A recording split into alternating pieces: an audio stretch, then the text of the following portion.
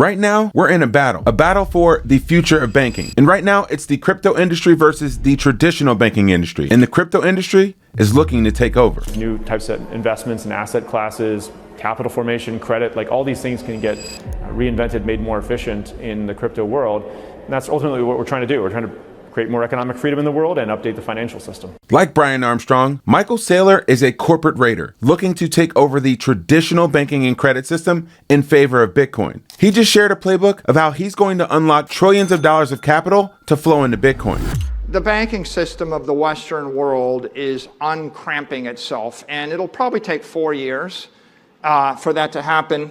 And during that time frame, we're just in this epic of institutional adoption. You've got the right accounting, you've got the right guidance, you've got the right law, you've got the right tone at the top, and that just means large, risk-averse, bureaucratic organizations are going to take their time to work through it, but it's not like every single week I don't have a conversation with the president or the CEO of a bank or some other large financial organization where I point out that they're about to miss out on trillions of dollars of opportunities, and this is why the private bank, the commercial bank, the investment bank should get involved. If you have I couldn't have those conversations 4 years ago. Now we're going to have those conversations every day for the next 4 years. We're going to convince 10%, 20%. And so we're in this transition. Bitcoin is unlocking two markets the world has never seen: digital credit and digital money. I'll break down exactly how this is going to happen over the next few years and what Michael Saylor just dropped at the latest conference to share exactly what's going to happen behind the scenes. This is Dante Cook with Bitcoin Simply. Let's go. The banking system of the Western world is uncramping itself, and it'll probably take 4 years for that to happen. And during that time frame, we're just in this epic of institutional adoption.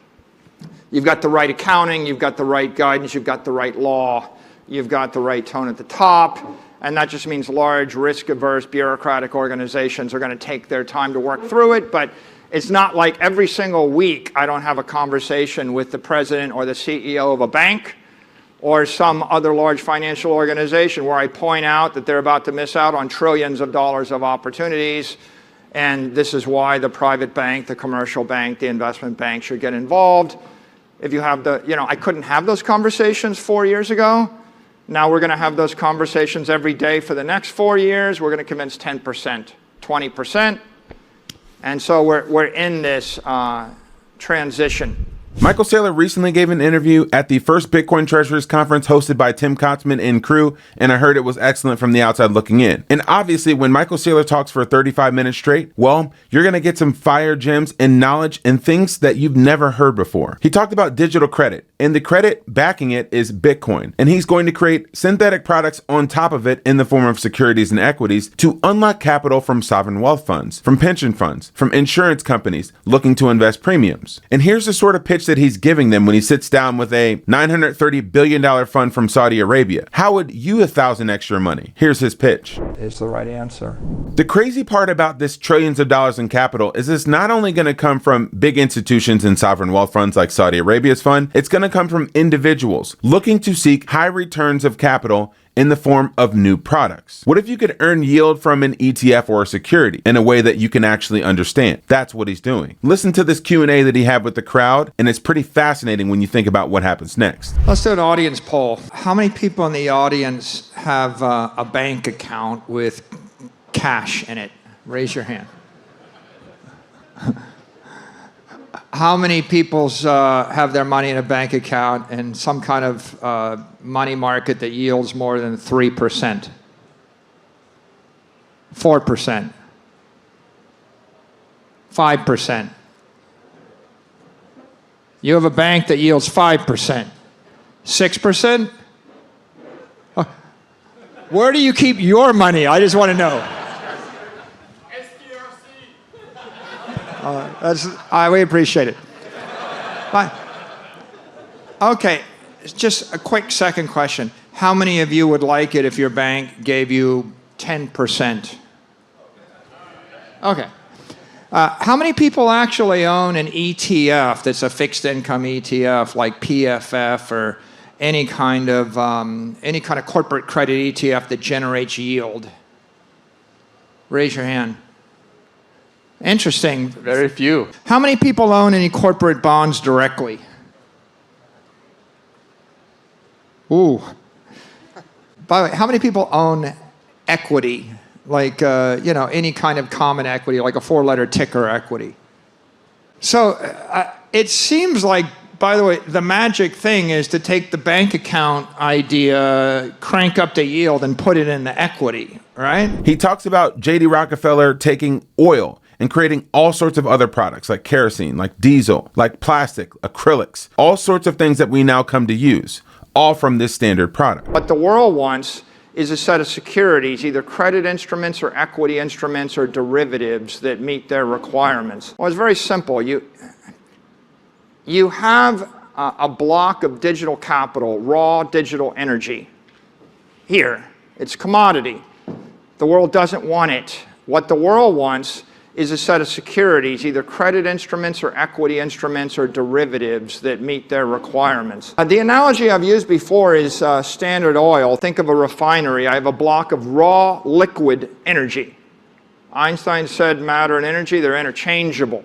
I have raw liquid energy in the form of a barrel of crude oil, but there's gasoline, there's diesel, there's asphalt, and then if you actually go on an AI and say, tell me all the specialty chemicals of crude oil, there's also lycra, there's also acrylic, there's also plexiglass, there's PVC piping, your lubricants, every form of plastic, stuff you eat, nylon, polyester, right? We build the houses, we turn the machines, we look through these things, and they're all products. Right? And so products, services, forms of energy come from that barrel of crude oil. You're wearing stuff that came out of a barrel of crude oil, right? This is the massive unlock of capital that's coming into Bitcoin. And what's going to happen, especially now that we have interest rates being cut and we're about to enter into a new mania phase, which I talked about a few episodes before, what you're going to see is a lot of other copycat companies, a lot of companies that are going to build Solana treasuries or ETH treasuries that are not going to have the same fundamental underlying product as Bitcoin, which is the crude oil in this example, and one that can create many derivative products downstream.